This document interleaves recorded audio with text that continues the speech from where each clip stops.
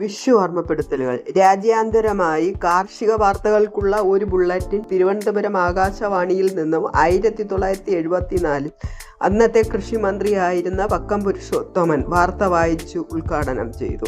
വിഷുപ്പാട്ടുകൾ ധാരാളം പാടിയിട്ടുള്ള ഗായികയ്ക്ക് വേദനാജനകമായ വിഷു ഓർമ്മ.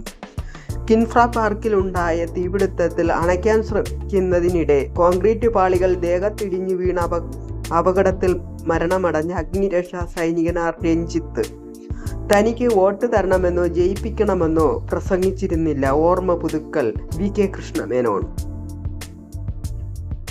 വിജയതന്ത്രങ്ങൾ. കർണാടക സ്വതന്ത്ര സ്ഥാനാർത്ഥിയും BJP നേതാവുമായ KS ഈശ്വരപ്പയുടെ പ്രചരണത്തിന് മോദിയുടെ അപരൻ.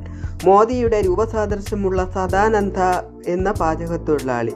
വെറും കൈയോടെ പോകേണ്ടി വന്ന CPO റാങ്ക് ലിസ്റ്റ് ജേതാക്കൾ. ഈ സമയം ഏതെങ്കിലും രാഷ്ട്രീയ പാർട്ടിയിൽ ചേർന്നിരുന്നുവെങ്കിൽ അവർക്ക് ജോലി ലഭിച്ചേന്.